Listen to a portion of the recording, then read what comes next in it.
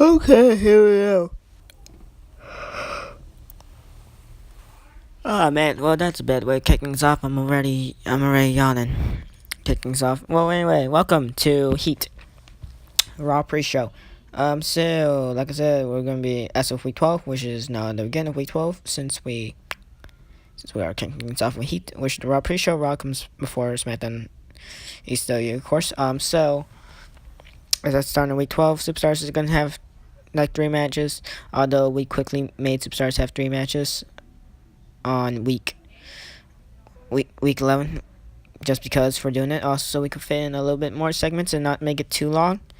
So of course the pre-shows for each show: pre-show for Raw, pre-show for SmackDown, pre-show for ECW. So of course ECW's pre-show is Metal, SmackDown's pre-show is of course Velocity, and of course Raw's pre-show, most obvious one, Heat. So yeah. So we do have a whole lot of shows, because we got Raw, we got SmackDown, we got ECW. Not in that order, but we got Raw first, we got ECW, then we got SmackDown. That's the right three. Not to mention their pre-shows, their respected pre-shows. So we got Heat, and then Metal, and then Velocity. So that counts as 6.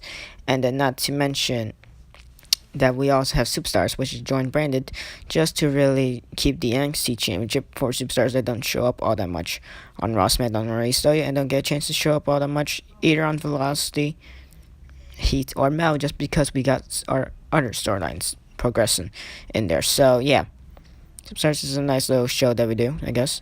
We've already done 3 episodes. I've enjoyed it pretty much so far. So we are going to continue that. Now, if anything, if we do disband the series, if we do disband the show here in Universe Mode, it is definitely going to be our the Raw, SmackDown, or ECW pre-shows, and not one in all 3 of them, because it was way easier just to like maintain Raw, ECW, and SmackDown. And then after that, just like Superstars got a little bit more difficult to do. But yeah, but then like doing this 2 matches before the actual show. Yeah, I probably might disband this depending on when. Fine, we're probably gonna have a last episode of Velocity SmackDown. Of Velocity, Heat, and Metal. Not all that soon, but once we get to a certain time limit, once we get to like a pay-per-view that's halfway from ending off the series, we'll probably end off Velocity, Heat, and Metal, and just probably keep Superstars, or end off Superstars. I'm not fully sure, but yeah. But for now, pre-shows here to stay. So, well, at least we got a pay-per-view going up. So after we finish Raw, of course, Metal, then ECW, then Velocity, then SmackDown, and then Superstars, we are able to go to Raw's next pay-per-view, which is Sealed Fate, which is where we're just going to spin a random wheel for every match that has, the storylines develop and stuff like that. There's going to be a total of 8 matches on the card. There's only 7 confirmed. Now, I believe there's only... Now, inside the slide, there's only 6 matches confirmed. We're going to have 2 other matches confirmed to happen. One of which happened last week, where there's going to be a developing storyline between the backstage attack. You guys did not watch Raw Week 11, so then you guys will probably guess. Same Zayn versus Silas Young is already booked there. It's been booked on the pay-per-view, so yeah. But the other backstage attack that happened on Raw Week 11, you guys guessed it. Well, then, yeah, it'll be a matchup between those 2 superstars. And it's also going to be a special announcement for another matchup. So we could have 8 matches in total for the show. Although we could have just kept it as 7. But since I do actually want to fit in these 2 superstars into the show, we're going to make a special announcement for that. And also, my original plan was to have 7, but I wanted to fit those 2 other superstars into a show, so we're going to add in that next matchup. So, yeah. Anyway, Randy Orton versus Sami Callihan here in Heat. Usually when you think of a Heat episode, you don't usually think of such a great star cap or things such as that. But now, of course, Randy Orton, he's not been shown all that much on Raw. He's really having so much of as an AJ Styles effect, where major superstar, but then after that, not really booked all that much, because other major superstars in the same caliber, or at least on a lower frontier of caliber, or a higher frontier of caliber, get shown more often just due to their angles and booking. So now AJ Styles, he's risen up in the power rankings. So he's number 1 contender for the WWE title, after winning that whole battle royal that Randy Orton was a part of. He was one of the participants in there as well. So, but Styles did win. So, Orton trying to prove himself here against Sami Callihan, the Callihan Death Machine. And later on tonight, main event, Marc Mero goes 1-1 against Ken Shamrock, and we do not have a match card picture for Mero and Shamrock because I realized that I was too lazy to bother and do it. So, and Sami Callihan picks up a victory against Randy Orton. With that sunset flip, I saw that. Callihan, the Callihan Death Machine, picks up a victory against, the highly respectable and talented Randall Keith Orton, Randy Orton. So, moving on to your main event of Heat, already good. So, yeah. We'll quickly get into next things. Ken Shamrock already has made his entrance. And now six man Marc Mero coming out with Rick Rude. Of course, they are a tag team. They did have their tag team matchup, the first tag team matchup on Superstars, I believe. And if they didn't, well, then that was an idea for me to do. No, yeah, they had their tag matchup on Superstars against respected Raw members in the Joint Brand Superstars event. Breezango, they're gonna be booked in a matchup later on tonight on Raw. And by tonight, I probably mean tomorrow because I'm too lazy to really do this, to be fair. But yeah, if there was some way somehow that I could just easily produce this more quicker, I sure as hell will be happy for that. But sadly, not really. Do have a couple of good matches for you here tonight on Raw. Couple ones to develop the whole tag team rivalry storyline between the Brood defending the Raw tag titles with specifically Edge and Gangrel of the Brood, and not Christian nor Vampiro. Could put Vampiro in the study, put him in the tag team, or put him as the manager of Pentagon Dark. But nah, we're not gonna do that. If anything, we are gonna have Superstar Shakeup, but it's gonna be a while from now because we already just still started. We're only on week 12. We got a whole lot more weeks to go. Probably even up to 200 something. Who knows? Depending, because I do have a whole lot of pay-per-views planned. So yeah. Even now, Shamrock simply dragging in Marc Mero. Nails that knee drop shortly after, but now Marc Mero has him up with the Hurricanrana, puts him down. Well, only a rope break as Ken Shamrock here. Remember, he was in that whole triple threat against both Marc Mero and Ravishing and Rick Rude. And he did win that matchup. So, Mero and Rude create an alliance shortly after having their tag team matchup against Breezango, in which they did lose. So yeah, they're still trying to gel as tag team, but Ken Shamrock tonight, he takes on Marc Mero. Remember, Rick Rude definitely gonna get in the way. As you see right there, no squad kick on the outside. Rick Rude suited and nails that power driver to Ken Shamrock. Roush and Rick Rude gonna screw over most dangerous man alive, Ken Shamrock. But I like to believe that some other monsters over on ECW like to think otherwise. But whatever, because we got some of our own, and don't forget, not only do we have Ken Shamrock, we also have Batista and Goldberg, who they're gonna have their rematch from Over the Limit, which was all the way dating back to week 4, which was also Raw exclusive. So this is the third, fourth, this is the 5th ever pay-per-view in the series, and it's in the 12th week. We did have a pay-per-view, the Raw exclusive pay-per-view in week 4, which was Over the Limit Easter exclusive Bare Legal, which is week 5, and then week 6 was SmackDown exclusive No Surrender, and then week 8 was joined branded Raw, SmackDown, and ECW live from the MSG, and now going to week 12, shortly 4 weeks after. So we've had a whole lot of shows to set up.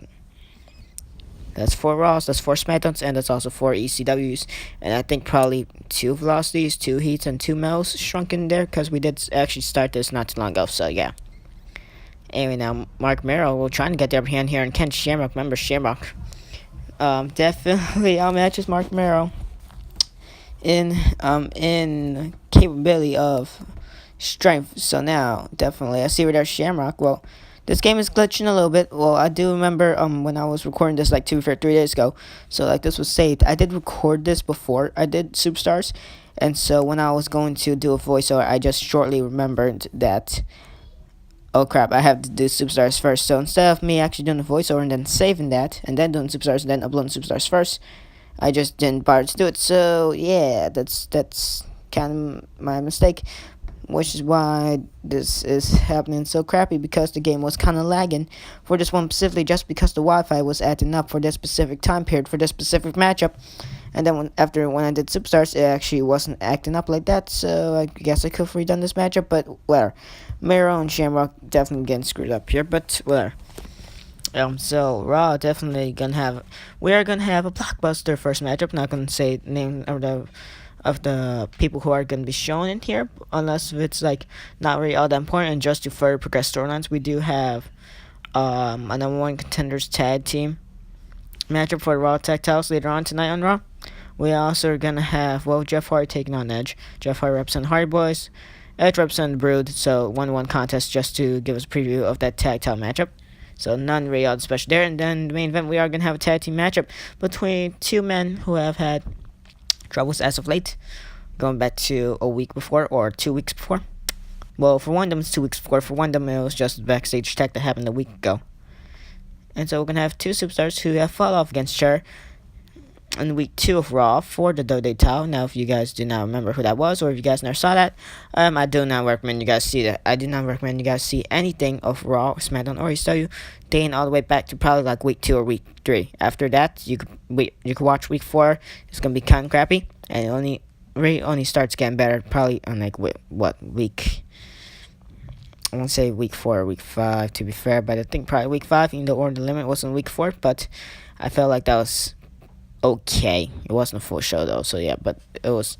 I felt like it was okay. Could have done better, but it was okay. And so shortly after this, don't forget Easter pre-show medal. Then ECW, they're looking to have a good card here, but where this is Raw, and so now Shamrock and Marc Mero both on count 6er, and I see right there, vintage Ken Shamrock with the angle, like trying to rip apart the angle, snap it in half, away from Marc Mero's own pivot foot, I guess, over there. And now Shamrock getting punched down to the ground after getting punched straight in the abdomen, and Marc Mero not gonna get out of much of a good outcome. I see right there goes flying and knee drop right to the back of the calf by Ken Shamrock, and another knee drop by Shamrock. Dangerous man alive, the world's most dangerous man. Ken Shamrock not playing any games here. Definitely not gonna be messing around with Rick Rude. I see right there, what a power slam. That surely is a rope break though, as Ken Shamrock's own feet were on the ropes. Trying to do it again, but you stupid idiotic CPU is a rope break. It's Shamrock now with the sleeper hold. He's been busted wide open for a while now. I really don't know what made him get busted open. But I have been noticing that for a while. I just can't remember on how it happened, to be fair. But Marc Mero or Rick Rude or both of them definitely did something good. I see right there.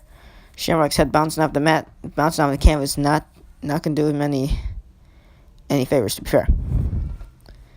Anyway, now Shamrock simply kicked him down. And now Marc Mero getting kicked down again. Ken Shamrock not playing the games. And now, about to fully lock in that ankle lock. That signature ankle lock. But no. Nice counter with that neckbreaker. Shamrock, can he take control of the pin here? No, Mero gets up before Shamrock could take control of the pin. And now power slam. Come on, pin him. Yes. 1, 2, 3. Ken Shamrock picks up a victory here tonight against Marc Mero. Marc Mero Ramsey Recruit, not doing too well against Ken Shamrock. But Ken Shamrock, he's now 2-0. First in that triple threat against Rick Rude and Ken Shamrock in all 3 of those men's debut. And now 2-0 by defeating Marc Mero. He'll probably take on Rick Rude in an episode of Raw, or probably in the next episode of Heat. To be fair, just so we can further progress the storyline, even though I really don't know what to do with Shamrock all that much, so we're going to put him in here against Rick Rude, and Marc Mero. And Marc Mero and Rick Rude will probably progress to something else occasionally. And we'll probably give Ken Shamrock some squash matches, stuff like that. Or put him in some matches against people like Silas Young, who once they finish their match at the CFA pay-per-view, the rivalry will actually really be over. Because we haven't used Silas Young all that much. We've only used him for a couple matches against Brian Cage, 2 I think, or something like that.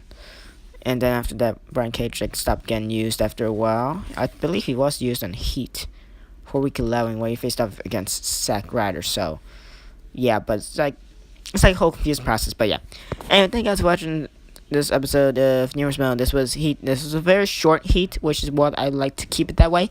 Since Raw, SmackDown, these are usually only ECW is really the 20-minute time mark, and then Raw and SmackDown usually half an hour. Sometimes SmackDown will be super close to 40 minutes because they pull off greater matches because they have the better roster, and they pull off longer matches. Raw can sometimes be super short or super long and unenjoyable, like week 8 I believe. So yeah. Thank you guys for watching the episode of Universe Month. Catch you all in Raw week 11, which is gonna be the Go Home edition, Go Home show. And we actually do have a good card, so I'm excited to do it. I do not know when I'm going to do it, but I'm going to do it. Thank you guys for watching. Goodbye.